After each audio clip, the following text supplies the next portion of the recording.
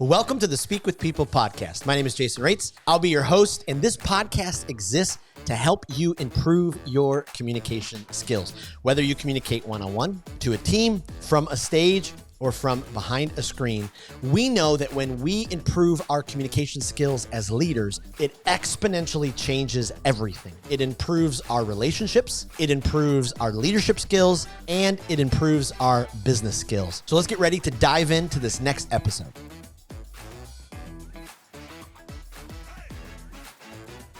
Well, have you ever noticed that there seems to be some speakers who are just creative? Like whatever they do, they tap into this crazy amount of creativity. For most of us, sometimes, maybe for the everyday leader who doesn't really communicate all the time, it's really tough to kind of tap into those really creative moments. Or is it? Can just any speaker be creative? Does having a sense of wonder and awe in our own spirit, our own leadership, our own story, does that help our creativity process? Will people listen and learn to our speaking if we partner with creativity? What do we need to do to be more creative? That's some of the questions that we're going to answer on this episode of the Speak with People podcast. And I am blown away. We have such an incredible guest. I am humbled that he was able to he said yes, he was able to do this, and I'm just honored that Harris III is on the podcast. Harris, welcome to the Speak with People podcast. Man, it's an honor to be here. Thanks for that kind introduction. Absolutely. I could go on and on and on, but I don't want it to be too fanboy right in the beginning. Well, hey, for some of our audience who doesn't know who you are, could you just give us a little bit into your story, who you are, what you do, all that kind of stuff? Oh, goodness. I mean, the easiest entry point is 9 years old. I was getting bullied and picked on. I sucked at everything at school and at home and didn't know what to do with my life. Growing up in a small town, Southeast Tennessee, my parents had minimum wage jobs and lower part of the middle class. So it was not a super exciting childhood until that Christmas. At 9, I got a magic kit for Christmas from my grandmother. I was like, this is dumb. How is anyone ever going to be fooled by this stuff? I'm in my bedroom learning little tricks. And out of boredom, I march into the living room and I'm like, Mom and Dad, gather around. Here's what Grandma got me for Christmas. I put a little ball in a cup. I made it disappear. Their eyes lit up in wonder, which, now in hindsight, now that I've studied the neuroscience and research around wonder, I understand how contagious it is. But in that moment, it didn't make sense to me. I just knew that someone was in awe of something that I had just done. And that wonder became contagious in me, and it gave me permission to believe in a whole new story filled with possibility. And so kind of gave birth to this initial dream of like, man, what if I could travel around the world and do magic shows? And so finally, 2 years later, I was 11, finally got paid $25 to do my first paid magic show. And that was my foray into presenting on stage. And there's so many milestones throughout that story. By 18, started touring internationally. By 21, and made $1 million. By 22, was bankrupt, keeping up with the Joneses, because if your identity is rooted in what other people think about you and their approval, $1 million is not enough to buy it all. Wow. And so that led to going, okay, clearly there's some kind of correlation between how magic tricks work and how all deception works. Then eventually, in the process of exploring the subject of deception, I discovered the subject of storytelling, realized that storytellers shape the future, narrative drives behavior, and recalibrated my entire career to focus on the power that stories have to, especially when they intersect with positive awe states and childlike wonder. Stories have the potential to shift narratives, shape the future in some pretty amazing ways. And so now my work is focused on that in a variety of mediums. That's the short version. Wow, that's incredible. I absolutely love that. I don't have the similar story with magic, but I can remember being in 10th grade in high school and I was handed the book, what was it? Juggling for Klutzes or something like that. And so mine was juggling. I never went super far. I did get quite a crowd in the high school cafeteria, but yeah, magicians can't stand jugglers. No offense. We actually secretly love them. We're just so jealous of them. True story. If you go to a magic conference and you go to the evening shows where it's just magicians performing for magicians, Yep. they always put a juggler in the show and they get this instantaneous standing ovation. And then we walk out and we're like, I'm so frustrated.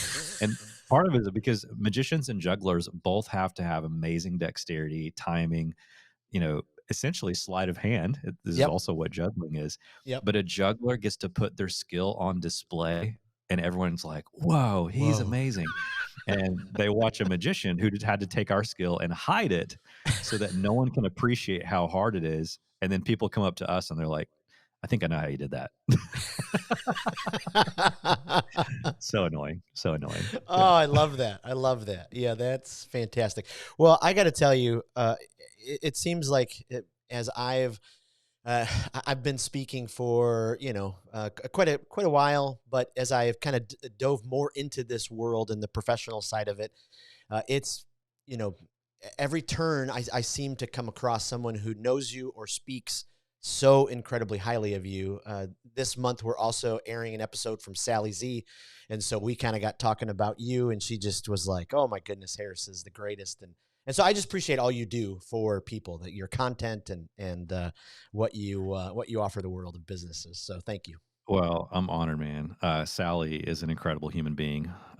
She's special. Honored that she said kind things and that you've heard kind things from others. I've had a long career, and as a leader, it is all leaders make mistakes, and so I'm honored that you bumped into the ones who had kind things to say. I'm sure there are some others out there. Oh, we all have them. We all have our lists. Absolutely, absolutely. Well, I wanted to dive in kind of, as we talk about creativity. It's I as I coach leaders, often leaders will tell me, I just don't have any creative genes. I just don't Mhm. know how to tell stories like you tell stories. I don't know how to, I just got to get up and do the data in my presentation, and that's all I need to do. And so I'm just curious from your story, when did you kind of really start harnessing the power of creativity? What was it that kind of launched it in your own speaking?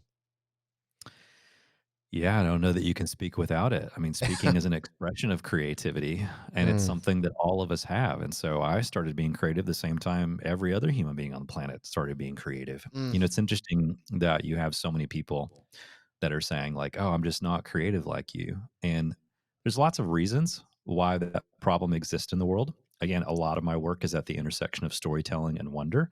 mm, I think of story as an operating system of the human brain. mm, We think in story, we feel in story, we walk around all day long telling ourselves stories to make sense of the world around us. mm. Even when we go to bed at night and physically sleep, our brain stays up all night long telling more stories. What the latest sleep research shows is that our brain is almost going through the stories of the day like a filing cabinet, kind of discarding, going, I Wow. don't need that one. That one's not essential to my survival. Oh, I got to hang on to that one. I need to do more sense making around that story and experience. And these stories, the ones we're told and the ones we tell ourselves, they form these narratives. Those narratives drive all of our beliefs, our thinking, our choice making, our behavior. And from an early age, this narrative starts to creep in that some of us are creatives and others aren't. Mm, Companies even have creative departments.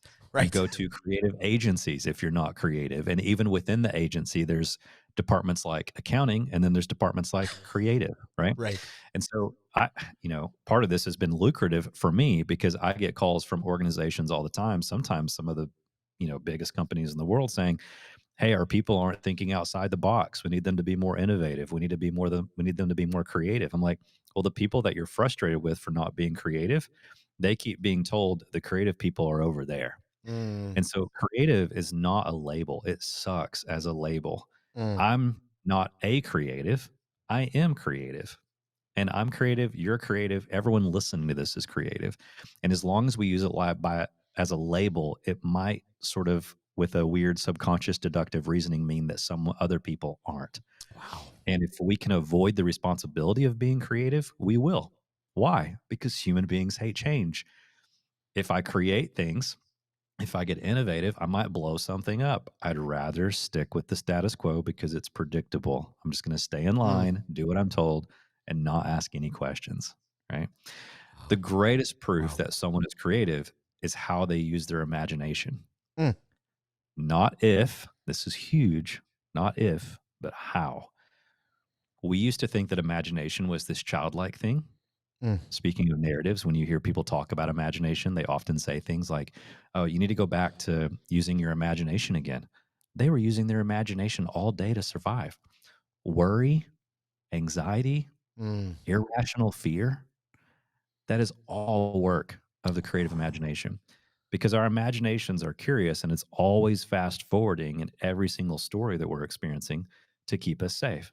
So, the reason I don't step in front of a bus when I was in New York City this last weekend or walk in front of a yellow cab that's going to run me over is outside of my conscious awareness. It happened so fast. My brain fast forwarded in the story and went, I don't like that image of the future of me getting run over by that car. Mm. I'm just going to reverse engineer the action of staying put until that car passes by. If I'm sitting in the back seat of an Uber, which I also did in New York City, and the driver is driving recklessly or looking at their cell phone, what's happening? My nervous system activates, my heart rate might go up, my palms might get sweaty, I might tune more into awareness of everything that's happening in my environment. What's physically happening in my body is in response to something that my mind is imagining. Wow. So our imaginations are powerful. They're always telling stories. So I think of worry as a misuse of imagination. Mm. Irrational fear is a misuse of imagination. A lot of people listening to us right now are thinking, I'm not creative, but they are writing Oscar worthy screenplays in their head every Wow. single day. It's Wow. just if they were to win an Oscar for that screenplay, it would be in the horror genre Right. because they're assuming that everything's going to go awful.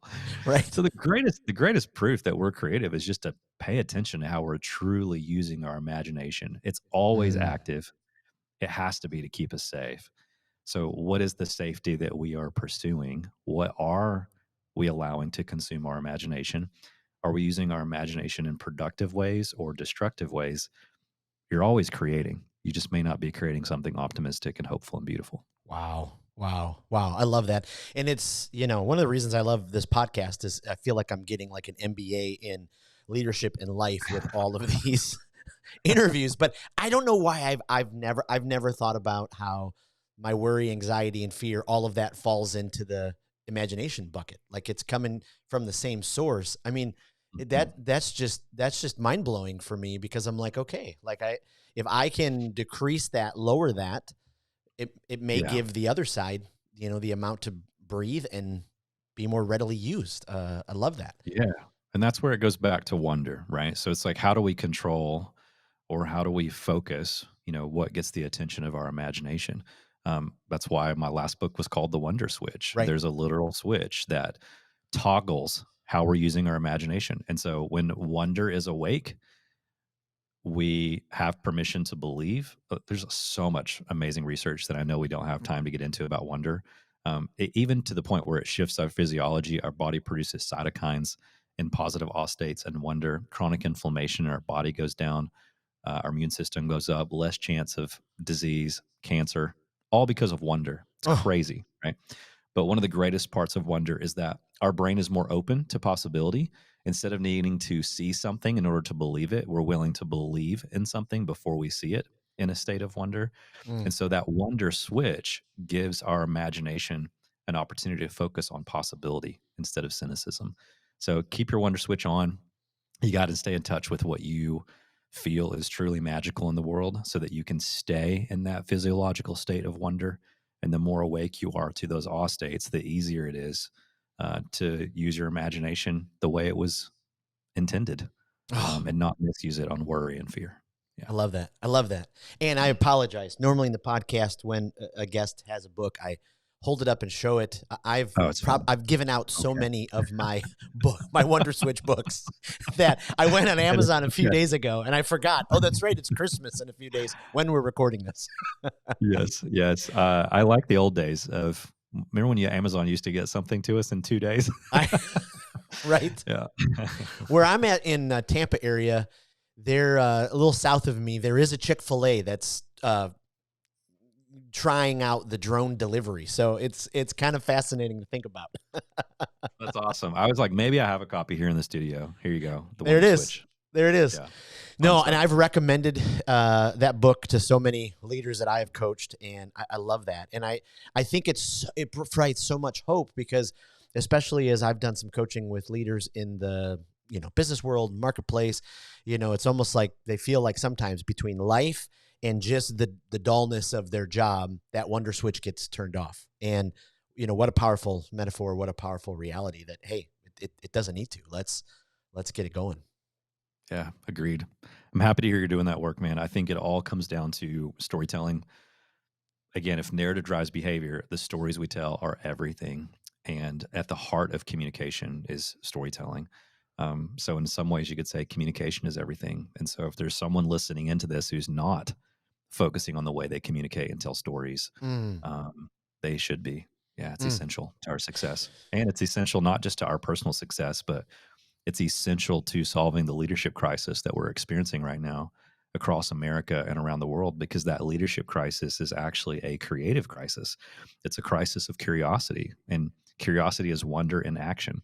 So, unless we get back to a place of wonder, unless we learn how to tell stories in a way that resonate with people, unless we learn to communicate these big ideas, we will not solve that leadership crisis. And without solving the leadership crisis, we're not going to solve the challenges and mm, problems that we're up against that are facing humanity. So the absolutely. work you're doing is essential. Well, thank you. It's fascinating sometimes because I feel like we're kind of banging our head against the wall at moments because, every breath we take, we really don't think about it very much, right? But Mhm. until, our lungs start to hurt or it get late, now all of a sudden we're really curious about what's wrong with our breathing. The same way Mhm. with our communication. We Mhm. communicate all the time and hardly ever do we go, ooh, is my communication healthy? Like, ooh, are people really hearing me? Yeah. Is it toxic? And we don't, and so that's the world, because we really believe that healthy communication is oxygen for your life. And so when we're trying to disrupt the phrase, be an effective communicator. I think it's great to be effective, but I think you could still be unhealthy and effective because you can communicate out of fear and control, and people will listen. So we believe improve your communication skills, you really will improve your life, your leadership, your business, all of that Yeah. kind of stuff. So I mean, I just Couldn't agree appreciate more. what you Couldn't agree do. more. I love that. I love that. It reminds me of how we talk about narrative intelligence. Mm, Because communication, to your point, is everything. And we are always communicating, just like we are always telling a story. You don't have to be moving your lips or speaking words to tell a story. If story is the operating system of the brain, if we think in story, that means that architects are storytellers, designers are storytellers. A photo can tell a story. And that means when you walk into a room by yourself, there's a story unfolding, even if two people aren't talking to each other. mm, But the moment you get into communication with other human beings, if you just take two people and put them in a room by themselves, there are absolutely more than two stories being told, right? yep, There's the story that maybe I'm telling you right now, there's the story that you're telling me. But we're also recording a podcast interview, which means there's the story that you're telling yourself about what you want to tell others who are listening in while you're talking to me. There's the story I'm telling myself, depending on how healthy I am today, mentally and emotionally. I mm, might tell myself a story that's like, oh, am I yep, measuring up right now? Am I enough for this? Do I sound smart and intelligent? Do I sound like an idiot and a moron? Do I have my thoughts together? Right. yep. That leads to a Phew, misuse of imagination. And I'm worried about how I'm being perceived. And now I'm back to managing perceptions and seeking approval. There's so many stories. So, two people, this weird math adds up to like, well, if you count the stories in the room that might be on the walls, maybe there's art hanging on the walls, maybe it's a bright color. yep. So many stories. And so as we grow in narrative intelligence to me is just an increasing awareness of all the stories so that you have more agency over them. And if you can have agency over those stories that's rooted in awareness, well, now we can speak them more effectively. We can change Wow. those narratives, Yes. which means it all comes back tactfully to communication skills, right? How can I be aware of the story you're telling me? How can I be aware of the story I'm telling you? How can we be increasingly aware of the stories we're telling ourselves so that I can communicate the story that I feel like is the best way to serve you in that moment instead of myself? It's huge. Mm. Oh, I absolutely love that. One of the things Speak With People does, we do this training for companies, and we dive into this kind of with or at paradigm. Do we speak with people? This is, Hmm. you're breathing into people, speaking at you're, you get all of that kind of stuff. And we talk about Hmm. story and how, especially if I'm a financial advisor or, whatever area I'm in, if I'm not taking the time to learn someone's story and to help weave, the product story into it, what am I doing? I'm just speaking at them. I'm not really getting Hmm. through. And I love that. I mean, that is so powerful. if leaders were able to do that. Let's turn a corner there for a second. So, speakers, I mean, even influencers nowadays, off camera, we were talking a little bit about Casey Neistat and, you Mhm. interviewing him at a story conference years ago. And Casey's story is just, so crazy profound. Who would have ever thought somebody who, you know, Totally.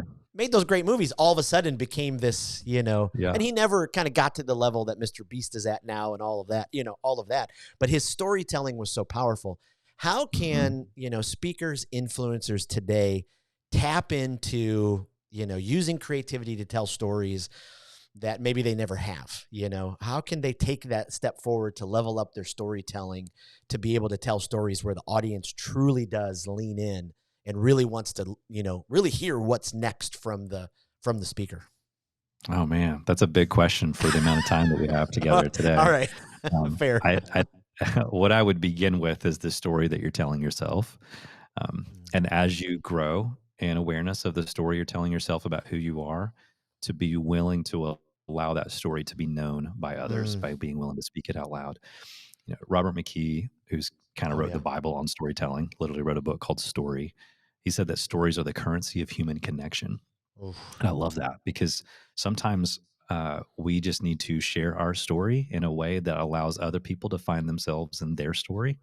There's a lot of stuff going on around right now about how we're not the hero of the story. You're the guide. Story Brand did a great job of popularizing that. Sure. And the first time I ever heard it was from Nancy Duarte, the opening in her book that she wrote for Harvard Business Review called The Power of Persuasive Presentations. In Mm. the introduction of that book, there's a line that's like, hey, you're not the hero of the story. You are the mentor or guide. You're not there to be Luke Skywalker, be Yoda, the person with the wisdom to pass along to help other people rise up and be the heroes of their story. And I think as that, like, you're not the hero, you're the guide stuff has spread throughout our circles, it has led people. What I am noticing is it is leading people to misunderstand what they mean by that teaching. Mm. And therefore, they don't tell their own personal stories. Mm. They don't make it a part of their brand. They don't use it in their promotion or marketing. They don't use it in their talks. And it's because they were like, well, wait, I thought it wasn't about me. But the way we connect with others is through our stories, and it gives other people permission to share theirs with us um, and with the people around them. So I think it starts by just growing in your own awareness of the story you've lived, what it has taught you, and being willing to share that story with transparency, with vulnerability, with authenticity, um, and to do that in a way that isn't manufactured. Mm. It's amazing how good some presenters have gotten at attempting to manufacture authenticity, Oh, and it just doesn't yes. work. And sometimes this is kind of an unpopular opinion that I have. And it might be controversial on a podcast like this because this is one of the things that you help people with. But oftentimes, what speaker coaching should look like is a little bit more like therapy and a little Mm. bit less about practical presentation tips. 100%. Because there's a lot of speakers who go walk on stage and they've been taught how to open and Mhm. how to stand and how to deliver, and they have the perfect slide deck, but they're not comfortable in their own skin and they don't know who they are and they haven't done the inner work to be able to speak from a place of wisdom and vulnerability. And so if you haven't done that work and you are trying to cover it up by working with a speaker coach on some speaker tips, there's no amount of speaker things that you can learn from a communication coach that are going to Yes. hide that from the Yes. audience. Yes. That's story work. You've got to make Yes. sense of your story and do the work. Oh, it's so good. In the words of Will Ferrell and Step Brothers, I think we just became best friends. I mean, I I could not agree. I could not agree. We developed something that we call the pathway. I know other places have their own pathways and all that, but it's just a step-by-step process to becoming a healthy communicator. And step number one is just to assess and prioritize your health. People want to tell these great elaborate stories. They want to be able to have this deep connection with the audience, but you're so right. It starts with the inner world health. Our inner Mhm, world health has to be in order, or yeah, we can learn all the tricks. We can learn, we mhm, can, get them to laugh and all that kind of stuff, but mhm. so incredibly powerful that we have to do that. Agreed. Agreed. Sometimes I'll speak and people will come up to me afterwards and they'll say, "Oh, I don't have any stories like you do. I don't have a best friend whose mom vacuumed up their bird," like, all of that kind of stuff. Yeah. But They're all back. there. Everybody does that, and that's Yeah. the. I send people. We had Matthew Dix, who wrote Storyworthy on the podcast back in the fall, and he talked about just creating a story journal. Like if you really Mhm. think you don't have any stories every single day, just take like you talked about sitting in that waiting room. There are stories all around us, and we just have to capture them. And I love that. I love that because I think Yeah. sometimes, and I love that that story brand philosophy and helps create some clarity, but I think it really does take away sometimes from your own personal story and how those two stories can intertwine with each other. I mean, they were able to come together in that way. It's just so powerful Yeah. to be able to do. We see the impact of it on a regular basis. We coach a lot of entrepreneurs and they come in and hear us talking about the prevalence of storytelling. And a lot of them are like, wait, I thought I wasn't supposed to share my personal stories. And I was like, what? Right. And you start to peel back these layers and you're like, how did you arrive at this conclusion? They're just like, I thought I wasn't the hero. I'm just there to guide. It's not about me. I'm like, it may not be about you. If your work is purpose driven and others oriented, like you sharing your story and the wisdom that came out of it, it is not you making it about you. Yes. If I were to offer a tip to your listeners in this category, it's the title of my next book. It's called Start with Wow. Mm, Start with Wow is both a way of leading in the world. And so it's both a leadership principle, but it's also a way to look at our own stories and find the wow moments. And there are stories there. Remember, awe, a positive awe state, which is what researchers from UC Berkeley called it. They called it positive awe because awe is the root of the word awful and a root of mm. the word awesome. And so there's more than one type of awe state. And so you can be in awe of how horrific a speech was, or how awful a meal was, or a show that you went to see. And so if Mm, you look back at your life, wow is simply that moment of, wow, like that was crazy. It just means that something was heightened. And wow can take you to a place of wonder, or it can take you to a place of worry. mm. Again, because it gives birth to something inside your imagination, right? Yep. So if you look back across your life and go, what were the wow moments? And we could dig way deeper into how to do that more practically through some exercises. But at its surface, just simply pausing and going, when's the last time you said wow? And I bet there was a time today, if you're listening to this episode in the morning, there was probably a time yesterday or this week where you just went, wow. And you just didn't pause long enough to let that wow moment Mm. linger. But there's a story there because Yes. wisdom begins in wonder, as Socrates says. And so if wisdom begins in wonder, the times that you said wow are typically the times that gave birth to some wisdom that you have an opportunity to share with others. At the heart of those of us who are speaking, whether it's amateurly or as a hobby or professionally, is the ability to identify those wow moments, integrate that wisdom that was birthed out of it, and then learn how to tell that story and the corresponding wisdom with others in a way that's valuable to them. So powerful. You talk about the being the hero. I mean, some speakers, yes, they get up and the only stories they tell is their best successes, how they made the right decision. We're not drawn to that. I mean, you can share your story, but where's the Yeah. moments you took the misstep? What did you learn from it? All of I those would kind of argue things. those aren't stories; those are facts from a resume. Okay. Yeah, a story isn't just something that has a beginning and middle and end. I remember we're storytelling creatures; we think in stories. Stories are more complex Mm, and nuanced than that. But what makes for a great story is some sort of conflict and resolve of that conflict. yes. And a story can end well and make you look good. You can absolutely get Yes. to the part of the story where it's like, so I made this decision and man, thankfully it turned out this way.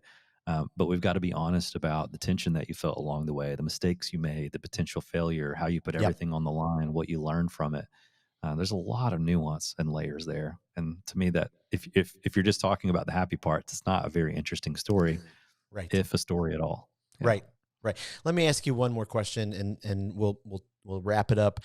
But so often when we present, I mean, even if it's from a sales presentation to a keynote speech to, my YouTube channel, it seems like to me, and especially some of the leaders I coach, we only think of this presentation in this one dimension, me communicating.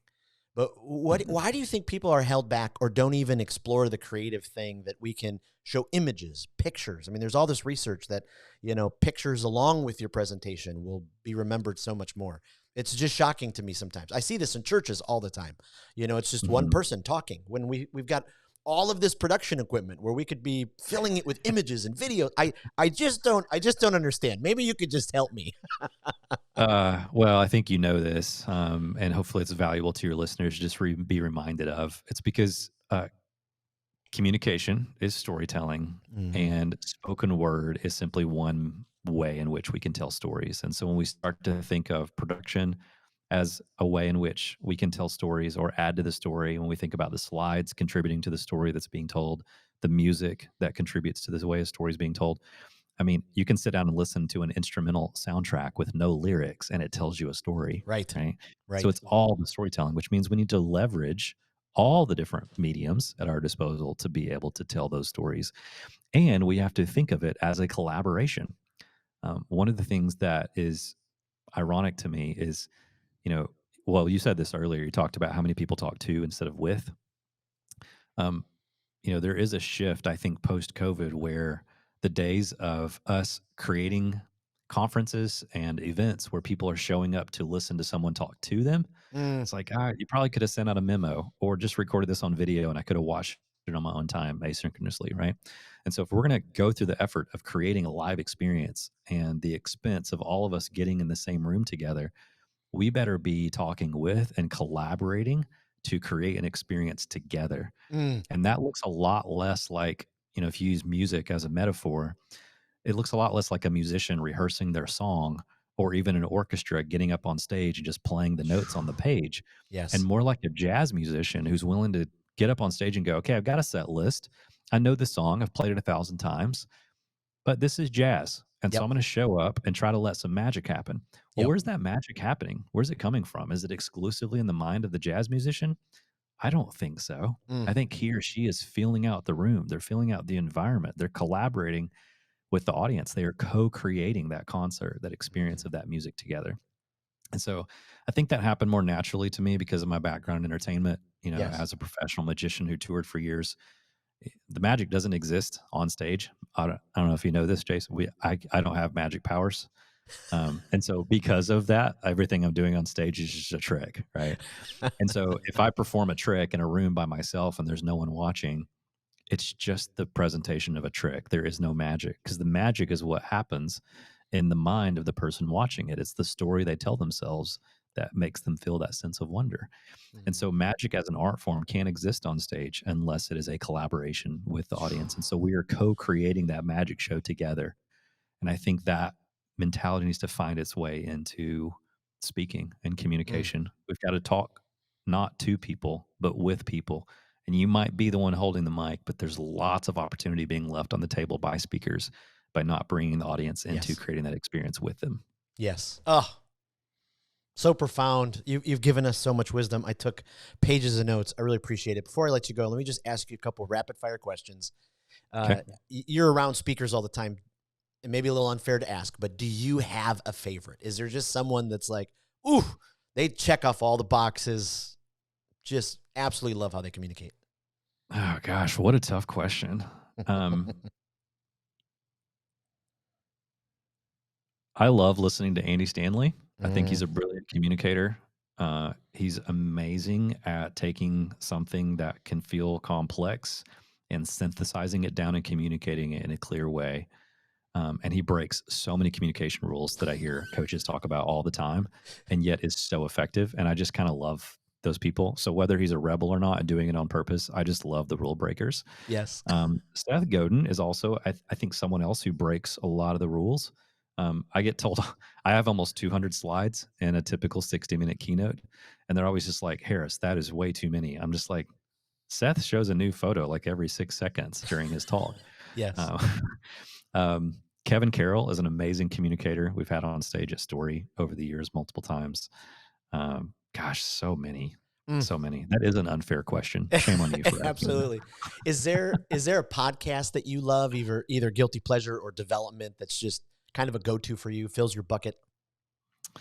Um, I love podcasts that go deep instead of wide.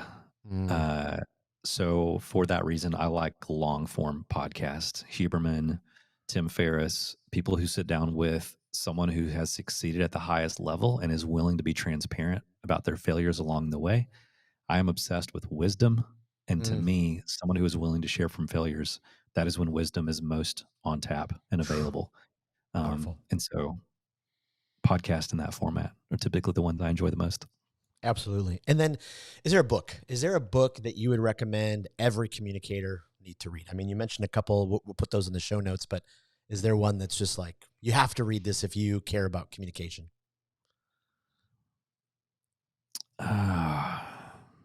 And the storytelling animal is really great. And it's not a book about communication. Jonathan Goshal, I think, is the author of that book. Um, that book was the first book I read that helped me understand how we are literally wired for story. We are storytelling creatures, and so Mm, I think from a perspective of increasing your narrative intelligence and just understanding story at the human level, not necessarily how to tell them, that book is essential. My friend David Hutchins, we mm. collaborated on an online course called The Storytelling Leader, which is really incredible. I'd recommend everyone check that out. It's an online course, but David's books, which kind of serve as the foundation for a lot of the course content, I think his books are essential reading for communicators who want to lean into the storytelling side of things. I love that. And we'll link all of those. Where can we send our audience to find you online, all the things that you do? Yeah, great question. Honestly, I'm most active these days on socials. If you want to get in touch with me, I respond to all DMs on both Instagram and LinkedIn. So those would be the two platforms to catch me personally. If you just want to kind of familiarize yourself with my body of work, harristhethird.com. It's a weird name, but I really am a third. harrisii.com is that domain. You'll see kind of my public facing brand as a speaker. If you want to learn from some of the speaking that we're doing, best way to figure that out is either wearethepoetics.com Mm, or storygatherings.com. You've mentioned Story Conference a couple times throughout this interview. We do have an upcoming summit at the end of January on the 26th. It's totally free. It's an annual one-day event we do each year now virtually, um, and it's totally free.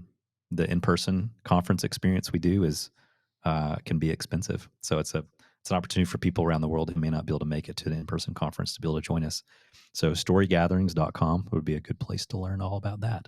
perfect. And we can sign up for that free one day, the January 26th, on which Yeah, website? I just want to make sure I get that one right. storygatherings.com. Okay, perfect. We'll Yeah, link all but of if you that. go Yeah, to any of the other websites like harristhethird.com, I'm sure you will see something directing you to the right spot. I Same with love it. social media. I Yeah. love it. Well, Harris, thank you so much. This has been enlightening, incredible, so much wisdom. Really appreciate you pouring yourself out and pouring into our audience. Thank you so much. Well, man, it's an honor. I'm trying to change the world, and that sounds crazy to a lot of people because like you're not changing the world; it's too broken. Um, and yet, Steve Jobs said the ones who end up changing the world are ones that are crazy enough to think that they can. And Mm, so, I'm not so naive to think that I am going to change the world single handedly, but I'm on a mission to have conversations with the right people to build a little army of change makers. And so, man, you're out there. You're making a huge difference to the work that you're doing. And so it's an honor to be here and collaborate on that world change together. We need a brighter future. We're doing it. absolutely. Well, appreciate it. And thank you again. Really, really, this means a lot. So. My pleasure. Well, thank you for joining us on another episode of the Speak with People podcast. We hope that you were encouraged. We hope that you were inspired and challenged to improve your communication skills. I want to thank you again for being a part of the Speak with People podcast community. Make sure you don't miss out on being a part of the Speak with People Facebook community group. Just head to Facebook, type in Speak with People, scroll down and join our community because every single day we're encouraging each other. We're helping each other to improve our communication skills. Thanks again, and we'll see you in the next episode.